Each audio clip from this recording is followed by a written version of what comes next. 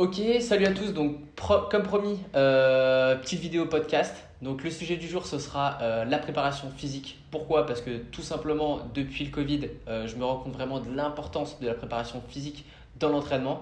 J'ai eu pas mal de blessures, même sur les périodes de reprise et tout. J'ai vraiment senti l'importance et l'utilité en fait de la préparation physique. Donc, aujourd'hui, c'est le sujet qu'on va aborder. Et pour ça, j'ai invité Victor, tout simplement. Mon préparateur physique actuel. Salut. Salut Victor. Il me suit dans le cadre de ma préparation des championnats d'Europe d'aquathlon. Donc maintenant, ça fait Ça fait une douzaine d'années qu'on se connaît avec Victor. Ouais, c'est ça. On s'est rencontrés dans un club de natation. Donc moi, à l'époque, j'étais juste nageur. Et voilà, moi j'étais tout petit, je venais du sud, Victor il me faisait des petites remarques en mode oh paracroll, tout ça. Enfin bon, c'était marrant, j'avais l'accent, j'étais jeune. Ouais, Et, ça remonte, hein. et depuis, moi j'ai décidé de me lancer vers la compétition un peu plus de haut niveau. Et Victor, c'était le moment où peut-être il freinait un petit peu la natation. Donc on s'est un peu, on va pas dire perdu de vue, parce qu'on s'est toujours vu un peu tous les ans, mais on était moins en contact. Et là, du coup, on s'est retrouvés. Parce que j'ai fait appel à lui pour ma préparation des championnats d'Europe d'aquathlon. Donc, je vais le laisser se présenter, son parcours et son projet, quoi. Exactement, ouais, moi donc c'est Victor. Donc, comme Arnaud l'a dit, j'ai nagé pendant 10 ans. Et après, j'ai un peu délaissé la natation pour partir sur d'autres activités. Je me suis un peu cherché, on va dire, dans d'autres sports. J'ai fait du triathlon, des sports de combat. Après, je suis passé au crossfit, à la musculation. Et maintenant, j'essaie d'être un peu complet. J'essaie de m'entraîner de façon complète. Donc toujours sport de combat, endurance et force. Pour être utile, tout simplement. Je m'entraîne pour être utile. Donc voilà. Très altruiste. Et d'un point de vue académique, j'ai fait 2 ans de fac d'anglais. Et après, j'ai bifurqué en STAPS, ce qui n'a absolument rien à voir, mais c'est quand même utile. Et donc là, j'entre en 2e année de master à Bordeaux, en STAPS. Et en parallèle de ça, je suis aussi préparateur physique depuis quelques mois maintenant. J'ai suivi pendant plusieurs mois des trailers, donc des gens qui font de l'ultra trail, des potes à moi. Et là, je suis de plus en plus de monde, et notamment Arnaud, d'autres coureurs à pied, des triathlètes, des gens aussi qui veulent juste se remettre en forme. Et voilà, c'est à peu près tout. Ok, top. Bon, alors, on va rentrer direct du coup dans le vif du sujet. Est-ce que tu peux juste tout simplement nous définir ce que c'est que la préparation physique? Ouais, donc la prépa physique, c'est développer des qualités physiques dans un objectif donné, dans une pratique donnée. Et le but, c'est d'individualiser le plus possible la prise en charge et donc de respecter les contraintes de la pratique. Donc Ok. toi, par exemple, en course à pied, on va essayer course à pied natation, là, dans l'occurrence, Ouais. on va essayer de se rapprocher de ces contraintes-là, du coup. Ok. Question logique, qu'est-ce que c'est du coup, selon le préparateur physique, les bénéfices de la prépa physique, quoi? Les bénéfices, il y en a plein qui sont déjà connus, mais si on prend l'exemple de la course à pied, il y en a plusieurs. Tu as notamment l'économie de course. Tu vas augmenter ton économie de course, enfin, tu vas améliorer ton économie de course en Ok, faisant de la prépa ouais. physique. Donc on définira après toutes les formes de prépa physique, mais il y en a plusieurs qui existent. Il y a des adaptations musculaires, puisque ton muscle il va avoir une plus grande capacité à générer de la force. Ouais, ok. Et aussi, évidemment, la prévention des blessures, puisque, et ça, je l'ai vu dans un article récemment, il y a la moitié des coureurs qui se blessent tous les ans. Ouais. Et ça, tu peux confirmer, je pense. Ouais, de toute façon, ouais, c'est comme moi, ça fait 6-7 ans que je cours et j'ai fait qu'une année sans blessure. Après, il y a toujours un truc qui traîne, toujours une douleur ou au tendon ou au genou. Ouais, c'est quand même, il y a quand même des gros impacts, donc ouais, c'est vachement traumatisant. Et donc, ouais, le renforcement musculaire, la prépa physique, ça permet de prévenir ça. Ouais. Voilà. Ok, donc ouais, Donc c'est ça les principaux paramètres Ouais. qui sont modifiés par la prépa physique, quoi. En Ok. gros. Ouais, c'est pas juste devenir tanké. C'est pas juste faire de la masse et et devenir énorme. Parce que pour courir, Ouais, non, moi c'est si pas je très utile. ouais, non, j'aurais pas d'intérêt à faire ça, quoi. C'est ça. Ok, du coup, est-ce qu'il y a une fréquence particulière selon peut-être le sport ou les gens, ou j'en sais rien, une fréquence? Est-ce qu'on peut en faire beaucoup, pas beaucoup? Ouais, bah en fait, si c'est du spécifique, j'avoue que j'ai pas trop de connaissances là-dessus, c'est assez difficile à dire. Je pense que ça dépendra du profil et du niveau du pratiquant. Mais on peut imaginer que si une personne s'entraîne déjà dans un sport, il y a un minimum de 2. Ok, Mais j'imagine qu'on peut pas non plus faire 6 séances de prépa physique, enfin à part à un niveau professionnel. Mais ouais, bah, sauf après ça devient ton sport, quoi. ouais, voilà, c'est ça. Non, mais c'est ça du coup. Et quelqu'un qui fait que de la muscu par exemple, Ouais. 6 séances, c'est faisable. Enfin, Oui, oui, oui, c'est réaliste. Alors que si Ouais. tu fais du triathlon et que tu t'entraînes 2 fois par jour, je pense Ouais, que ça 2 fait- séances c'est un bon minimum pour progresser. Mais Ouais, faut avoir le temps de les caler en plus. ouais, voilà. Donc je pense qu'un minimum ce serait 2 séances d'expérience Ok, ouais, en ouais. tout cas après à Et confirmer. donc, ouais, enfin, je rebondis un peu là-dessus. Tu dis 2 séances, par contre, on parle bien de 2 séances de prépa physique, donc Ouais. là de poids. Enfin, ou poids du corps, ou poids normal. C'est Enfin, ça. Alors là, du coup, on va aborder la question des types, Ouais. des objectifs à travailler et des types de séances qu'on va faire. Et en gros, pour la course à pied en tout cas, il n'y a pas vraiment de consensus sur les types de séances à faire. Donc en fait, tu peux travailler en prépa physique aussi bien sur des circuits Ok. ou des WOD de type CrossFit, mais avec des exos adaptés. Tu peux travailler en muscu classique pur avec du set and reps, des charges, voilà. Tu peux travailler en prépa physique, donc avec des mouvements spécifiques et plus adaptés à la pratique. Tu peux travailler en intensité, enfin il y a plein de choses qui fonctionnent. En fait, il n'y a pas une méthode qui Ouais, il n'y a pas qui une fonctionne. méthode. Enfin, ouais, C'est ça. Ouais. Et même au poids du corps, comme on le disait, ouais, ça peut Ok, fonctionner aussi. Ouais, ça c'est comme tout, c'est comme, enfin on va dire comme l'entraînement classique. Il n'y a jamais qu'un seul vrai chemin, il y a toujours C'est ça. plein de solutions, Ouais. quoi. Ouais, ouais. C'est pour ça qu'il faut garder l'esprit ouvert. Et... Ouais. Et donc, ouais, est-ce que on peut creuser un peu sur un peu le contenu de la prépa physique, on va dire? Je sais que en parlant un peu tout à l'heure, quand on s'est vu, tu me parlais de force, pliométrie, Ouais. choses comme ça. C'est des choses qui peuvent intéresser, je pense. Ouais, ouais. Et, Carrément, bah en fait, ouais, ce qui ressortait dans les articles par rapport à, et même de façon empirique par rapport à la course à pied, c'est qu'il faut faire de la force et de la pliométrie. ok. C'est les deux choses à travailler, à développer. Ouais. Moi, je vais être relou direct. Est-ce que tu peux définir la force et la D'accord. pliométrie comme ça? Alors la force, si on en parle de façon générale, ça regroupe toutes les méthodes, mais si on parle de force, vraiment travail de la force, c'est 1 à 6 reps. Ok. Et on va essayer de travailler avec des charges très lourdes sur peu de reps. Donc c'est assez traumatisant. Et je pense que pour des débutants, par exemple des coureurs débutants qui voudraient se mettre au renforcement musculaire ou à la prépa physique, c'est pas une bonne idée de commencer par de la force. Surtout que c'est des mouvements qu'ils connaissent pas. Ah bah ouais, non, bah, je veux bien croire. Enfin, moi, Donc, je me vois mal déjà là tout de suite si tu me dis, tiens, viens, on va aller, je sais pas, sous une barre de squat, faire Faire ton 5 reps. 90%. Ouais, c'est ça. Ouais, non. Enfin, je fais ça, ok, je vais le faire aujourd'hui, mais peut-être que demain je marche plus, quoi. Ouais, voilà. Non, mais c'est ça, et surtout, il y a plus de risques de se blesser parce Ouais. que les gens connaissent pas le mouvement, et donc c'est compliqué. Et il y a aussi des méthodes au poids de corps Ouais. qui existent. Il y a des méthodes d'intensification de l'exercice au poids du corps aussi. Ok, ouais.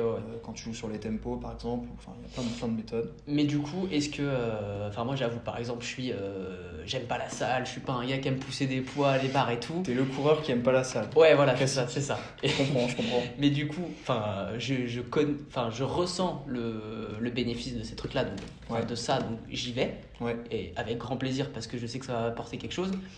Mais comment, en gros, est-ce que, entre guillemets, je pourrais m'en passer, ou est-ce que ou je pourrais me contenter qu'il y a du poids du corps, ou vraiment, si je veux faire un truc complet, je suis obligé quand même d'y passer, quoi.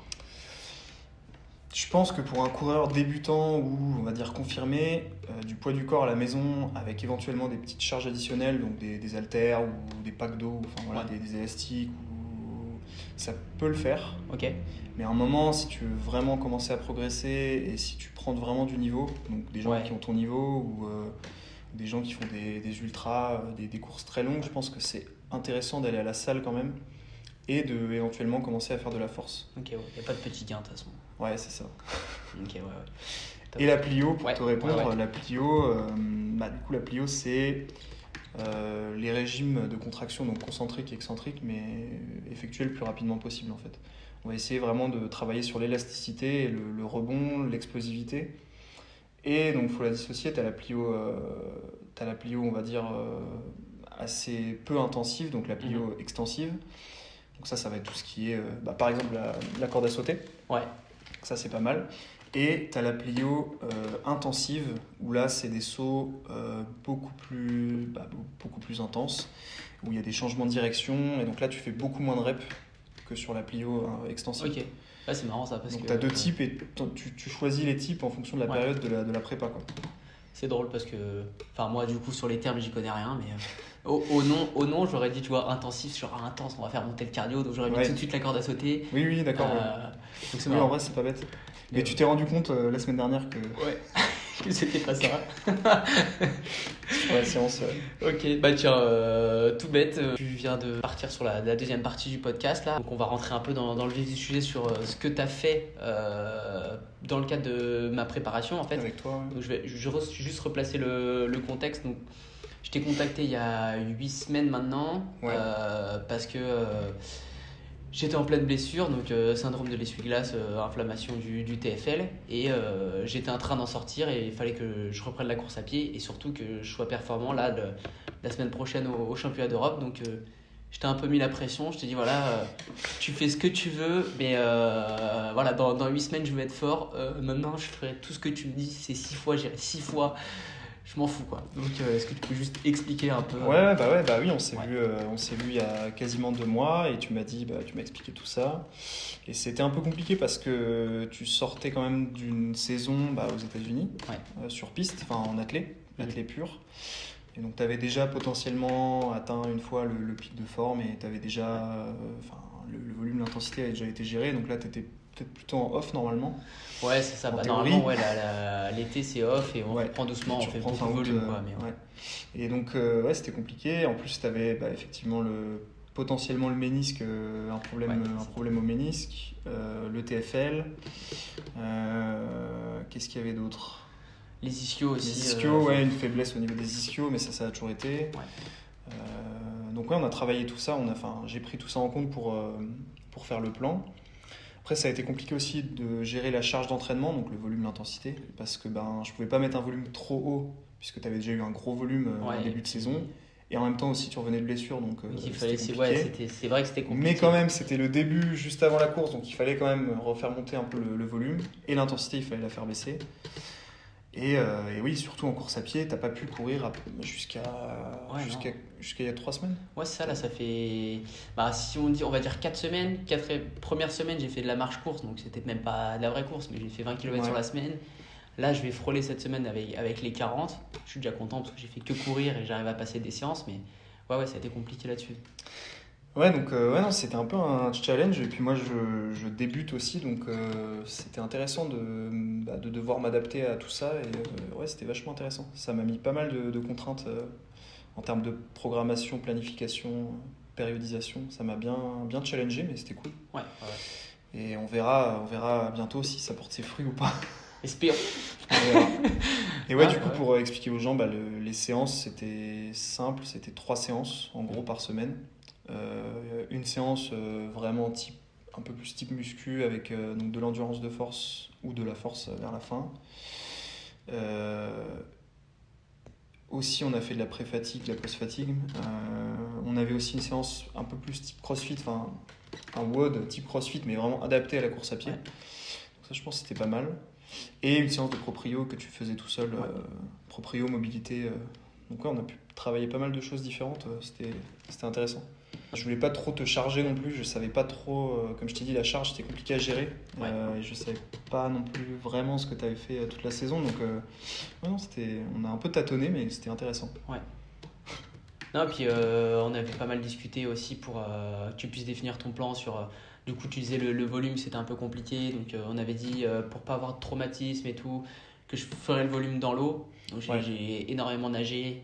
Non, mais en tout cas, c'était C'était super cool. Est-ce qu'on a fait le tour, je pense, selon toi, de la prépa physique, ou tu as des petits trucs peut-être que tu penses intéressants à ajouter? Bah écoute, là comme ça, non. J'ai une question. Est-ce que c'est... Enfin, je passe à me venir là parce que j'étais en train d'y réfléchir et tout. Mais est-ce que ce serait possible, par exemple, de courir vite? Parce qu'en fait, là, moi, j'ai été surpris de la vitesse à laquelle j'ai réussi à courir sur les séances Ouais. et tout, en courant si peu et en faisant, en fait, limite presque plus de prépa physique que de course à pied. Et en fait, ouf quoi. Enfin, je me suis dit, bon, ok, j'ai fait des séances dans l'eau et tout, mais à un moment, je suis pas sur Terre, quoi. Donc, Bah alors il y a deux choses là-dessus. Effectivement, si tu l'as ressenti, c'est une chose. Et j'ai aussi l'exemple d'un ami que je coach depuis plusieurs mois, là, un des deux trailers, ok. qui juste avant une course de 170 km, courait vraiment très peu au niveau kilométrage. Je sais plus à combien il était C'est tenté, par quand même. semaine, mais c'était beaucoup moins que ce qu'il aurait dû faire en théorie. À côté de ça, en fait, il allait à la salle et il faisait beaucoup de cardio, beaucoup de spécifiques, mais ouais, non, il courait pas tant que ça. Et en fait, il a vraiment performé sur cette course-là, quoi. Donc, Ok, ouais, hyper intéressant. Mais du coup, Enfin, il t'a redit un peu, genre en mode, c'était un choix justement pour se préserver peut-être d'une blessure, ou c'était genre juste, il sentait qu'il devenait plus fort grâce à ça, ou je crois qu'à peut-être pas dit, je crois qu'à ce moment-là, il avait quand même un petit problème au genou. Il me semble qu'il avait l'essuie-glace aussi. Ok, Je crois. ouais, Donc c'est peut-être pour ça qu'il a dû réduire. Mais oui, donc c'était pas vraiment, c'était pas volontaire de sa part Ok, au début, ouais. mais le résultat a été là et il s'est dit, mais en fait, si ça se trouve, il n'y a pas besoin de courir. autant. Mais donc ça, c'est une chose, mais la deuxième chose, c'est quand même le principe de spécificité de l'entraînement, Ouais. qui est que Oui, c'est censé tu être veux un être plus. bon, si tu veux être bon en course à pied, il faut courir. Si tu veux être bon nageur, Oui, il y faut a pas de nager. secret, Si ouais. tu veux être bon sur le vélo, il faut rouler. Enfin, c'est quand même un principe Ouais. qui a fait ses preuves aussi, donc Ouais. c'est un peu exploratoire. Il y a des gens, il y a de plus en plus de gens qui font du trail et qui vont aussi à la salle en même temps et qui font de la force. Enfin, c'est assez exploratoire. Donc, Ok. en fait, ça rejoint un peu le mouvement hybride. Il y a beaucoup d'athlètes qui se définissent comme ça maintenant. Je ressens vraiment ça, là, l'impact entre, par exemple, de la natation sur la course à pied, Oui. en termes cardio, Oui, oui. du vélo sur la natation en termes de foncier. Mais et ça, c'est la d'efficace. partie endurance. Après, tu as Ouais. la partie hybride entre justement les sports de force, donc en général, donc tout ce qu'on a cité avant, Ok. et l'endurance. Ok, d'accord. Ah, Et bah, il y a ça, une, encore, il y a j'ai une pas encore fait interrelation de- et une synergie en fait entre les deux pratiques. Et il y a des bénéfices pour chaque pratique venant de l'autre en fait. Ok. Et après, Donc, en c'est gros- exploratoire puisqu'il n'y a pas vraiment d'athlètes de haut niveau Ouais, qui cette, font ça, quoi. de cette pratique, on va dire, mais Ouais. il y a beaucoup de gens qui commencent à s'intéresser à ça. Et, Typiquement, un coureur de fond devrait faire aussi pas mal d'exos d'un sprinter, par exemple, et inversement. Ou c'est pas du tout ça. alors ça, je sais pas. Non, mais entre Mais- guillemets, parce que j'entends que le sprinter, il va faire beaucoup d'explosivité, il va avoir... Tu sais, Mais oui, quand même, puisque on remarque aussi que les trailers, ils doivent faire de la plio et Ok, ouais. de l'explosivité. Donc en fait, oui. Mais c'est plus dans le sens faire de la force et faire de l'endurance à côté. Ok, ouais. Donc sans Pour qu'il que y ce ait, soit vraiment complémentaire. Ouais, c'est ça. Ok. Et ouais. Donc la force pour la prévention des blessures, Mhm. principalement, et ce qu'on a vu, l'économie de course, les adaptations musculaires, etc. Donc ça, c'est dans le sens force-endurance. Ouais. Et après, dans le sens endurance-force, c'est que tu as des meilleures capacités cardiovasculaires. Et en fait, tu vas mieux tenir une série de squats, par exemple. Ouais. Parce qu'au niveau respi, Ouais, fréquence c'est- cardiaque ouais. et fréquence respi, tu vas être Ok, ouais. plus à l'aise, en fait. Après, c'est de l'empirique, enfin, c'est des gens Ouais. qui remarquent ça, mais est-ce que c'est prouvé? Je sais pas. Ah, Honnêtement, je sais sais rien. pas. Moi, je fais quand même, on va dire, un sport d'endurance, mais j'avoue que j'ai pas remarqué le. Oh, ça m'a toujours choqué d'arriver à la salle, de pas bouger, faire des squats, finir le truc, t'as le cœur à fond, t'es essoufflé, t'es là, genre, c'est pas possible quoi. Comment ça se fait? J'ai pas bougé. Comment ça Je se veux bien fait? Dans l'eau, croire ça qu'il monte faut- pas? Il faut du sang dans les cuisses, mais quand même quoi. Ouais, ouais. C'est bon pour toi? Bah Pas écoute, plus je de- pense que c'est bon, hein. Ok, On top, a top. fait le tour, je pense. Ok, bah, Et j'espère que ça fonctionnera la semaine prochaine, hein. bon, en tout cas, dis-toi que ça m'a permis de pouvoir reprendre la course à pied sans douleur et c'est déjà un gros plus pour moi. Top. Parfait. Ouais, top. Bon, allez, à plus. Allez, ciao. Coucou. Et oui, c'est encore moi. C'était juste pour te dire que s'il y a des sujets de podcast dont tu aimerais que j'aborde le sujet, eh ben, note-le moi en commentaire.